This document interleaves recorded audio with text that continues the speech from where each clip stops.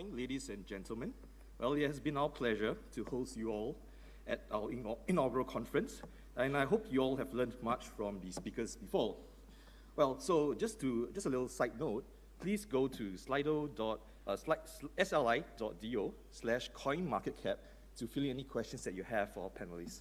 Right, so for the very first panel of our event, we have gathered with us 5 leaders of exceptional businesses in our crypto industry. And they have come to share with us their thoughts on the role of crypto, its future implications, and even its potential for disruption in the larger financial industry. As an industry, I think we have all certainly grown very rapidly since the creation of Bitcoin 10 years ago. We have experienced multiple boom and bust cycles, and with it comes an evolution of the role cryptocurrency play in the world. New ideas, products, and trends surface every day in the industry. But one segment stands out amongst the rest. The financial applications of cryptocurrencies are all for there to see, from increasing interest in derivatives markets to a simple provision of financial service like savings and loans. In today's panel, we hope to discuss how the role of crypto could evolve next and the barriers for what we call mass adoption. Next, we'll discuss the product offerings in the crypto space and whether regulation is an important part of the puzzle. Lastly, if time permits, we could even discuss if there is a potential arms race in the blockchain or crypto industry between the 2 largest economies in the world. Well, we have with us today Jeremy Allaire, co-founder and CEO of Circle, Matthew Roszak, co-founder and chairman of Bloq, Roland Schwinn, managing director and head of business development, Sygnum, Bobby Bao, co-founder and head of corporate development, Crypto.com, Mike Kayamori, co-founder and CEO, Liquid. Without further ado, let me invite our panelists to give a short introduction about themselves and about the companies that they represent and how they are positioned within the industry and what their focus is for the next year. Please, Jeremy. Great. Thanks so much. Jeremy Allaire, co-founder and CEO of Circle. We started Circle about 6 years ago, really with an interest in sort of how we could layer traditional financial services on top of open public blockchain infrastructure. Over the years, we've had retail payment products, investment products, institutional products like institutional trading services with Circle Trade. We bought and then recently spun out a crypto exchange, Poloniex, and 2 of the things that we're very focused on right now. One is scaling out stablecoins as a general purpose infrastructure for not just payments and settlement, but as a kind of base layer for a wide range of other types of financial contracts that can be built on blockchains. And then another business, which is a fundraising platform and a broker-dealer that we operate, really trying to now actually take real financial contracts, whether they be forms of equity or debt or lending or tokenization of property, and actually move those to on-chain infrastructure combined with stablecoins. So that's a little bit about Circle. Hi, Matthew Roszak, chairman of Bloq. Hello. All right. Good morning. And co-founded Bloq with my dear friend Jeff Garzik, who was a Bitcoin core developer back in the day. So literally went from Satoshi to Gavin to Jeff in the earliest days of Bitcoin. And so we're a software company, and we build software for tokenized networks, so wallets, nodes, index data, a lot of the infrastructure for engaging in these tokenized networks. So our customers are exchanges, wallets, protocols, and kind of developing this Twilio, if you will, for blockchain. So being able to talk to multiple protocols, multiple railroads, and do that seamlessly for developers, taking a lot of cost out and having them focus on the things they need to focus on. And that's delivered through Bloq Enterprise. Through Bloq Labs, that's where we innovate. We build new tokenized networks and platforms. So about a year ago, we built Metronome, a new cryptocurrency. It's autonomous. It runs on its own. It's the only DAO out there after the DAO. which is kind of unique and it's kind of scary to build, but it works, and we're very proud of it. Earlier this year, we launched Bloq, which uses Bitcoin security as a service, so to help you underpin your blockchain using Bitcoin security. And currently, we're launching and going to market with Titan, which is a mining management software company that you'll hear about a little bit more today. So we're builders, we're innovators. There's a lot to build in this space. I feel like we're still in the stone ages of crypto, and we've got a lot of work to do, and so we're engaged in doing exactly that. Hello everyone, my name is Schwinn from Sygnum. Sygnum is the first fully licensed digital asset bank to serve digital assets, providing bank accounts, wallets, settlement, and trading and custody. I'm part of the Singapore team where we run our asset management. And we just received our CMS license from MS for fund management here. My background is exchange, derivative exchange, trading and clearing, where I spent half of my lifetime, and also went into cryptos and blockchain 5 years ago. Hello everyone, my name is Bobby. I'm a co-founder from Crypto.com. We co-founded a company in 2016, headquartered in Hong Kong. Crypto.com is a cryptocurrency and a payment platform. Our portfolio products including Fair Crypto Wallet, where you can buy cryptocurrency like Bitcoin at true cost. We have a Visa card. You can spend a cryptocurrency anywhere, Visa accepted, and meanwhile earn up to 5% cryptocurrency cashback. We also offer collateral lending and staking business to our users. And as well as we give user, to make payments through the QR code payment. So you guys can think us as a cryptocurrency bank for the users. I think in the coming future, we will continue to spend effort and time on improving two things. One is the user experience of our app. The second thing is to give the users more incentive to use our products. My name is Mike Kayamori. I'm the co-founder, CEO of Liquid. We started out in 2014, so that was 5 years ago, in Singapore. So proudly being a startup founded here. But then we moved our headquarters to Japan. And that was 2016 because the Japanese government passed the first crypto legislation at the time. So we are the first global exchange to be licensed and regulated under the Japan FSA regulation. And so we've been pro-regulation from day one, because in 2014, there was no Ethereum. There was no ERC20, there was no token economy, it was only Bitcoin. So as an exchange, we had to work with banks, we had to offer fiat. So that's our heritage, and that's in our DNA. Obviously, in the past 5 years, things have really evolved. There's margin products, leverage products. You see a lot of people migrating into futures. You see a lot of tokens from utilities to security tokens. My concern is that the regulation side is not catching up. And as a pro-regulatory exchange, we're feeling that pain and difficulty as we speak. That said, I think there's an unbelievable opportunity in this space. It's just going to have a lot of challenges to go through. Right, awesome. So I think to solve the whole question about mass adoption, everyone's been talking about mass adoption. Let me ask Mike to start off the ball rolling. So in your view, what do you think is the biggest roadblock for mass adoption? Is it regulation? Is it education?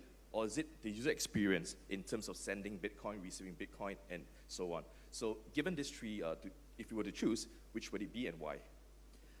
I mean, it's all of that, but if I were to choose, again, today, I would have thought a little differently 6 months ago, because at the time I was in conferences, I would be talking about the golden age of crypto was coming, and that was when Facebook's Libra people were excited about that, when Telegram was talking about their Gram token and mainnet.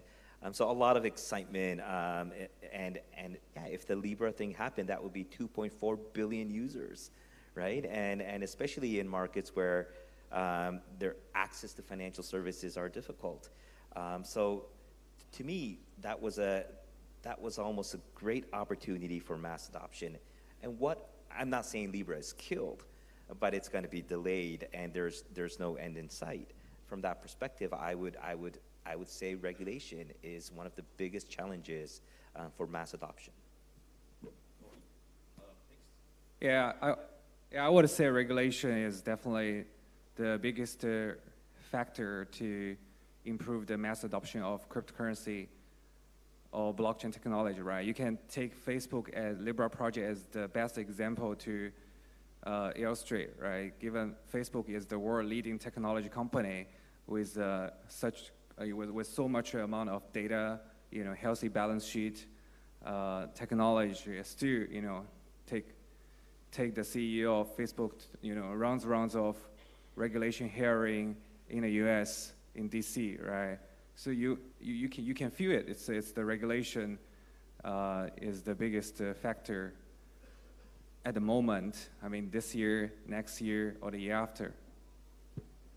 Yeah, I agree with all of you, but in addition to that, for me also very important is that we need trusted counterparties to deal with.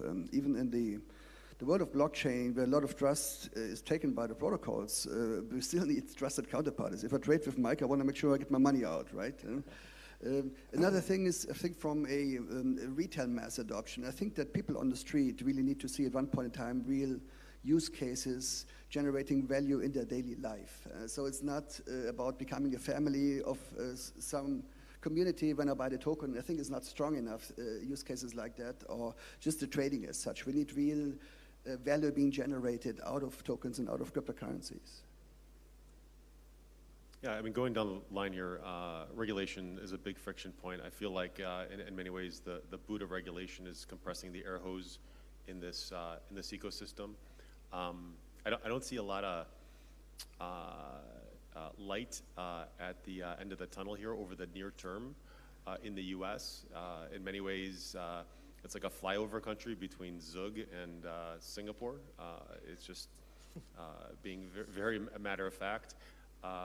And the U.S. has got so many advantages between Wall Street, Silicon Valley, IP, jobs, innovation, funding, capital formation, and it's kind of missing the boat at the current state. And it's a lot of people that are making decisions, aren't innovators. Regulators are not innovators, and so I think some of this is going to be drawn more towards the use cases, because if you find great use cases and mass adoption of those use cases and utility and value there, I think the pressure on regulators gets even higher.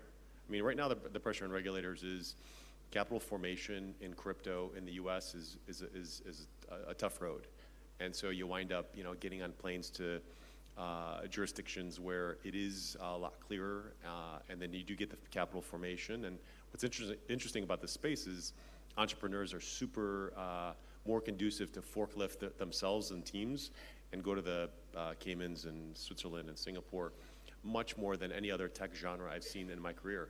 And so I think that's going to continue until we get a break in the U.S. and there's some clarity, an aha moment, and I think that's still going to take time. That's nowhere in the near term. And I think the regulatory arbitrage that we're seeing in other areas will help folks in DC and elsewhere sit up straighter in their chair. I think the Libra conversation was a good stimulant to that, but there's a lot more work to do. Happy to echo some of the things that have been shared. I think I'd focus in, from our vantage point, I think what got a lot of us excited about the space was the idea that we would have, permissionless networks where value exchange could happen in the same way that permissionless networks allowed us to have information exchange and communications and content publishing on the open internet. And the appeal of that happening with value and money is sort of irresistible. I think that's what brought many of us into this industry.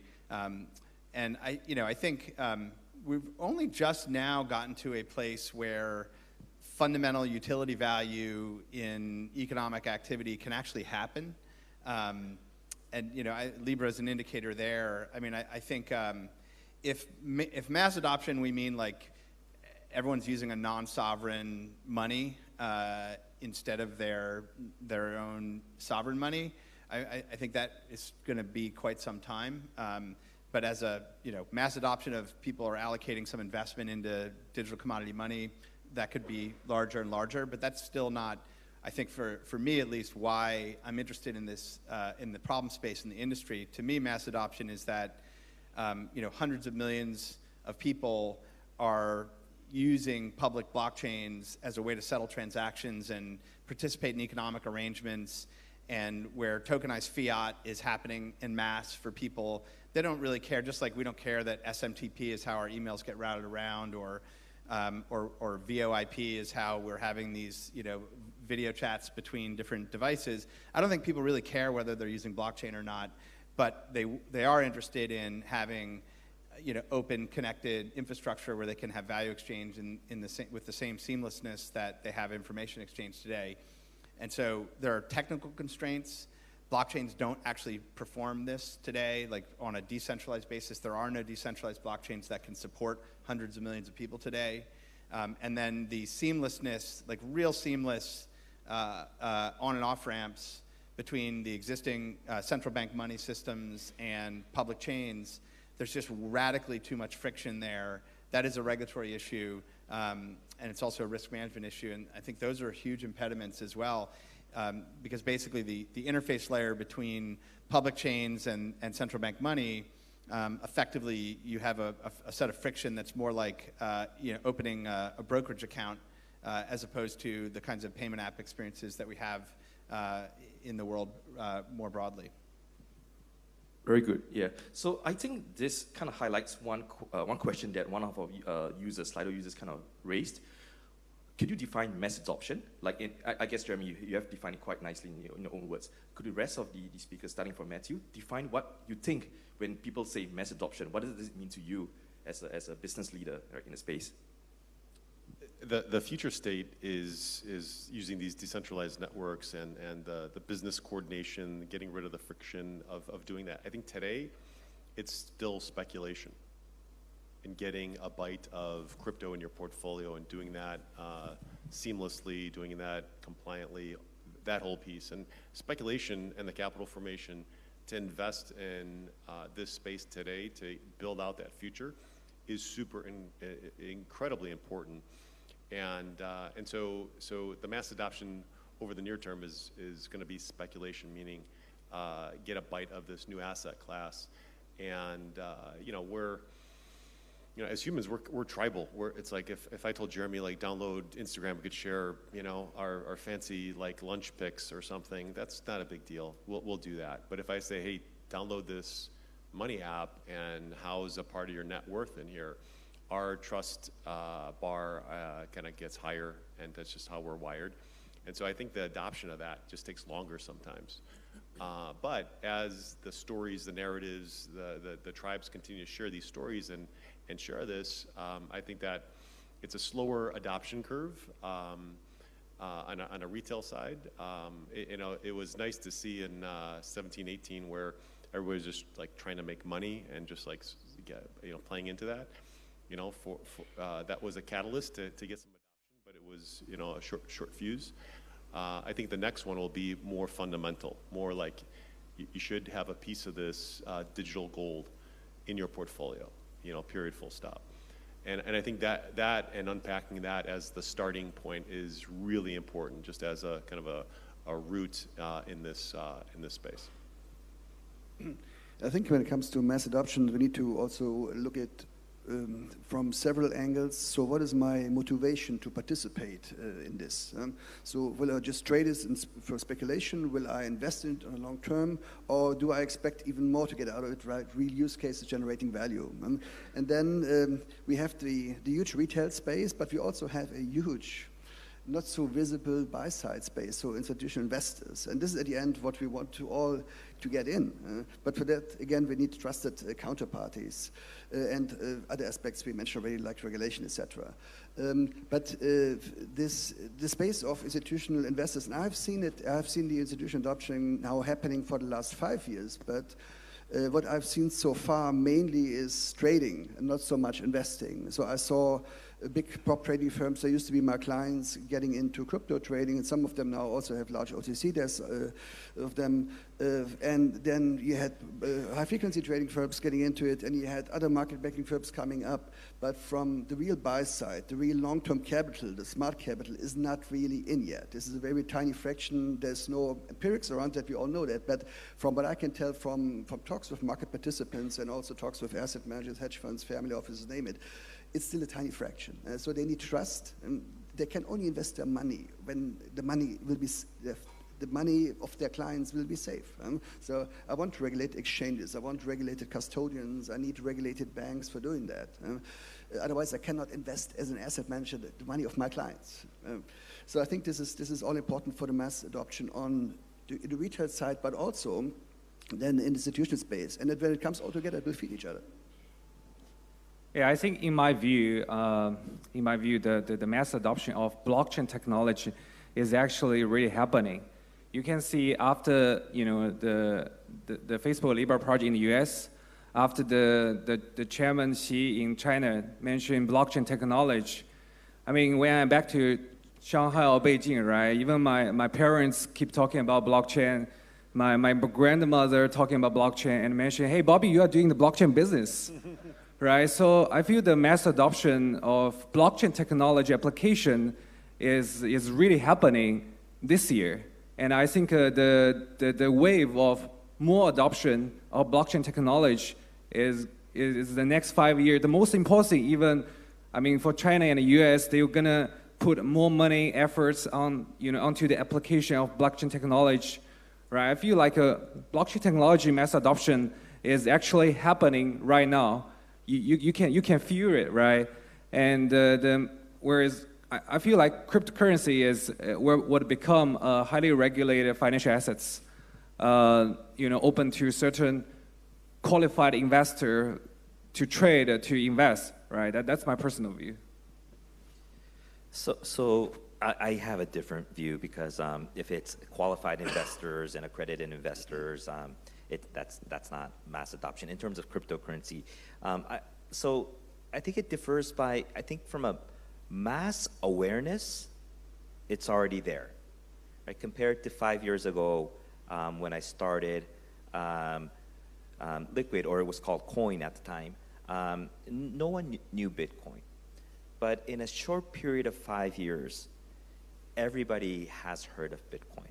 That's pretty amazing when you put it in context, because compared to gold, that's been in existence for 6,000 years, 7,000 years, Bitcoin is 10-year anniversary, right? And then Ethereum is 5 years. So when you look at that, and also because we're based in Asia, we see a lot of people signing up from emerging markets.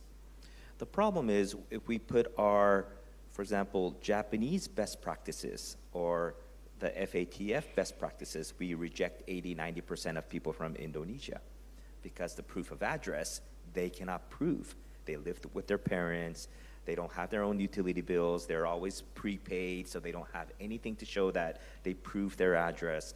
So unless those areas are resolved, there's no way for this to circulate, right? So, and also unless companies like Facebook or Telegram or are able to truly try and test it out, right?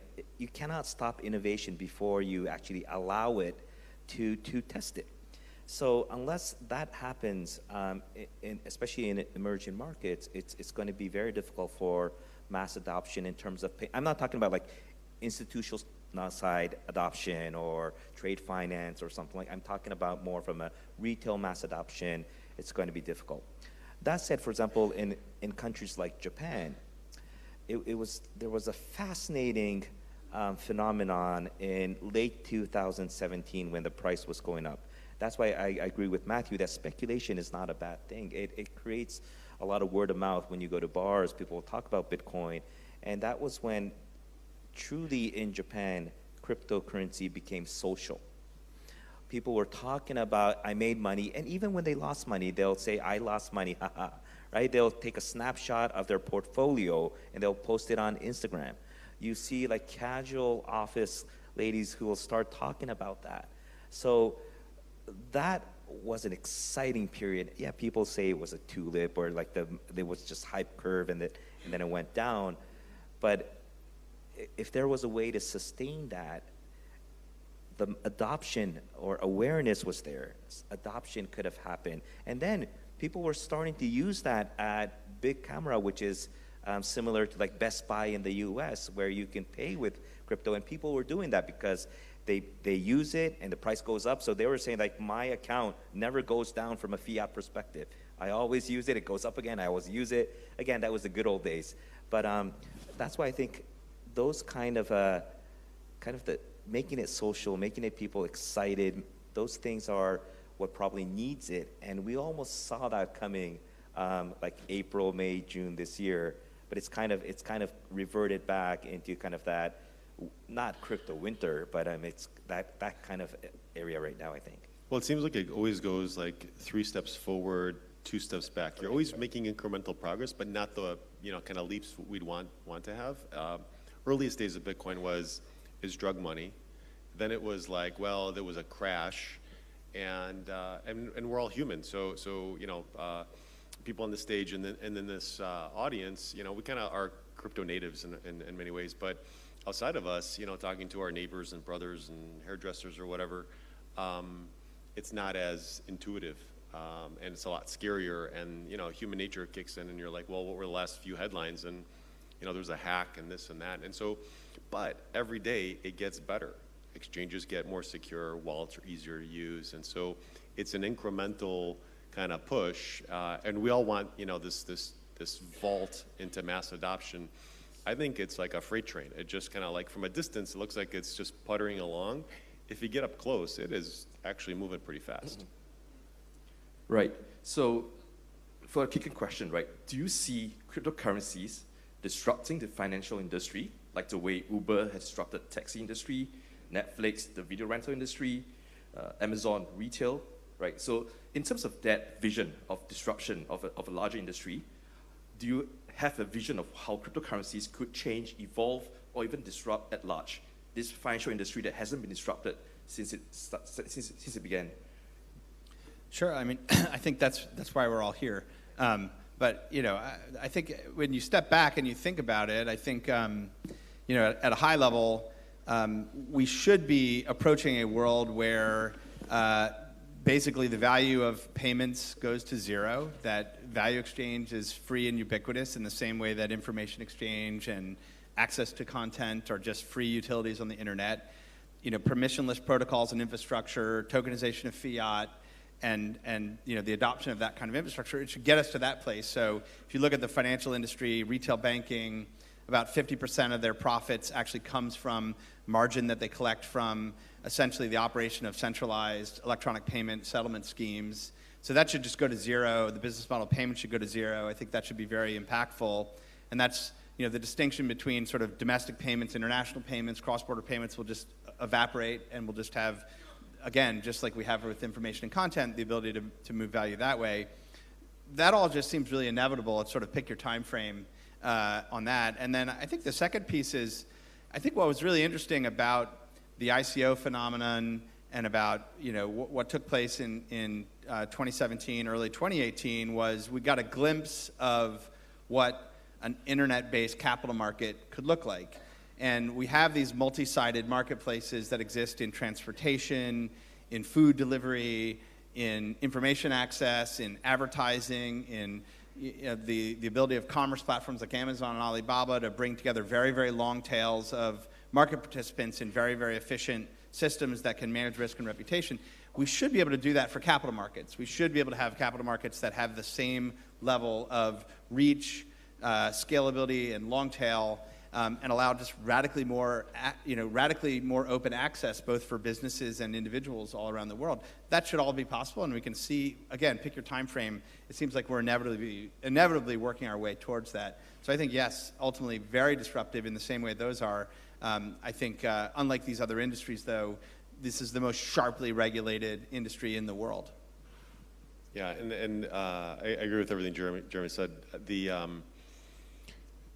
going to Wall Street early in my career, everybody started talking about market structure, all these different components of how Wall Street's engineered, how it runs, all that stuff. I think the market structure of Wall Street is going to get disrupted in a major way. The 600 trillion of global assets, just real world assets, whether it's a hotel, a bar of gold, a cap table, whatever, bonds, commodities, whatever, is all going to get tokenized. And but the way those tokens are going to run and behave and how they're going to be managed with new wallets, new exchanges, new custody platforms, all that market structure, all that infrastructure is completely brand new. And I think it's going to be very disruptive in certain ways where there's going to be some resistance to that or some adoption of that, and there's going to be new incumbents. And then actually it's going to look a little blurred because you expect Wall Street to do this, but Wall Street's not going to do all this. You have big tech looking at the same thing, and they're saying, well, banking is just like a software layer. And so that's going to get really interesting. And so you have real world assets getting tokenized, liquidity, price discovery, all these benefits that we'll see in doing that. And I think that will actually help institutions adopt crypto because they understand these assets. And tokenizing them, it's like securitization or fractionalization 2.0, 3.0, whatever. So that is great. But I think the really amazing opportunities here in terms of like just industrial organization, forget about market structure, is how tokenized digital cooperatives, where you contribute to a cooperative and then you get something back, and the incentive structure is this token, that's really powerful. And how these new ways, whether it's distributed compute or distributed Uber or all these different things, I think that's the most profound part of this equation. I think tokenizing assets and all that stuff is just going to happen, and people are going to take fees and do that well and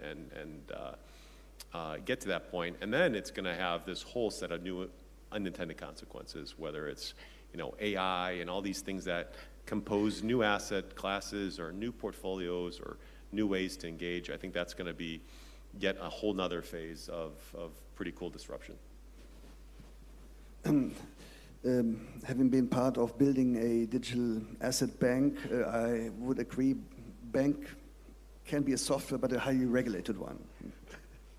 So, okay, with regards to the disruption aspects, I think it isn't there yet, but it has started, and I see it from several observations when talking to the banks these days. For example, when I talked to my banking clients 4 years ago and asked them about Bitcoin, they looked at me like I had smoked something before I entered the room. And then until 2 years ago, the questions were, okay, well, Bitcoin, what's the intrinsic value? And then I was, okay, what's the intrinsic value of US dollars? And then, well, it's US economy. Show me the formula. So they had those discussions about the fundamentals and how to evaluate, how to look at it. And now, when I talk to banks these days, you find the quality of the organization has reached a different level. And so people did their homework. Not everywhere. 5 years ago, a lot of banks were experimenting with blockchain down in the basements and left somewhere for settlement solutions, something. But now it's getting connected with the market functions also. You see that happening. So they seriously see this coming, and some banks are faster and some are slower in preparing for that. On the other side, coming back to institutional money getting into the space, what I also do observe, and this is a very interesting observation, how asset managers look at Bitcoin as an asset class. I'm saying Bitcoin. I'm not saying Ethereum. I'm not saying Ripple. I'm saying Bitcoin. And this is happening. 2 years ago, you saw models, evaluation models being discussed because investment managers always need a benchmark to compare with before they can invest. Until a year ago, half a year ago, the main model being discussed was, okay, what's the production cost? So what's the mining costs and all the costs that I have? How do you evaluate the fair value? But now you see it moving, transitioning into the stock-to-flow model, which is becoming more and more popular, which makes a lot of sense if you look at it from an aspect as digital gold. And you see the spreading amongst global macro managers in particular, some of those being skeptical in the past, now kind of promoting it and seeing this value of the stock to flow. And I think that this is also where disruption will be happening, and we might see also a couple of other areas. Yeah, I think it's the blockchain technology really improved the efficiency and the transparency of the financial system. Let's take China, for example. China is going to issue its own digital currency, right? It's happening. It's going to change completely the whole financial system in China, right? Back to 20 years ago, you're going to use cash, right? 10 years ago, you're using the WeChat Pay, Alipay, right? And in the future, along with the cash, credit card, WeChat Pay, Alipay system, you're going to have a blockchain payment system, same QR code, but it's significantly improved the efficiency and the transparency of the money flow.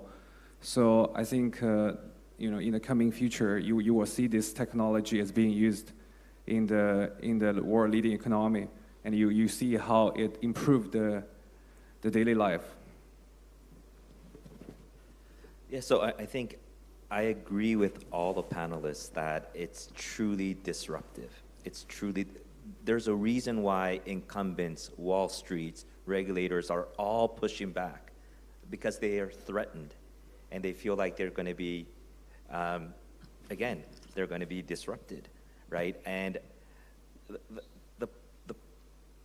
the concern that I have, like when you look at the innovations dilemma, right, where incumbents always go to the far right or the top right, and the new entrants who might have an inferior product, an inferior technology, but they're able to go to the mass market and they can grow and eventually take over. You almost see in any innovation that it's not the incumbents making that change and going to that next level of innovation. I think my concern is with all the regulators and the incumbents, because it might potentially wipe out the existing structured Wall Street and the global financial ecosystem. No one wants to be disrupted, right? Because it's their lives. You don't want that much transparency because that's where you make money. So when an open system can potentially change that, that means it has unbelievable disruption. The problem is, can the entrepreneurs, can us as startups make a dent when now you need capital? The cost to maintain and operate an exchange, we're starting to become a regulated exchange where you have to have surveillance system, NASDAQ system. We have to put all these things in, and these are fixed costs that are very difficult to, unless the market continues to grow. So again, I'm looking at it from an exchange perspective, but even when you look at global exchanges, like traditional exchanges, commodity exchanges, they're so ripe for disruption. The problem is now with all these regulations and frameworks and enforcements that come in, that we have to become one of them in order to survive. And then where does that disruption go? So the potential for disruption is there. The problem is who can be that catalyst to push it through. Right. And we saw a little bit of this in the early internet too, where it's just a cheaper delivery model, and then pretty soon you have this massive amount of M&A going on, like startups with two guys and a dog were getting bought for $100 million. And then you saw it in cloud too, where SAP and Oracle were like, it's just a cheaper, easier delivery model, cloud, no big deal. Now SAP and Oracle are cloud companies. And after $100 billion of M&A. And so I think this industry is still kind of in its early days, but pretty soon, the big banks, big tech, is going to favor some of the innovations, some of the go-to-markets that this industry has, and is going to wind up kind of boxing against certain players, acquiring other ones, and so it's going to get interesting. But I think that's on the horizon in front of us. Right. Thank you all for your answers. A big round of applause for our panelists, please. Yep. Right. We have come to the end of the panel. Yep. Thank you so much for your time.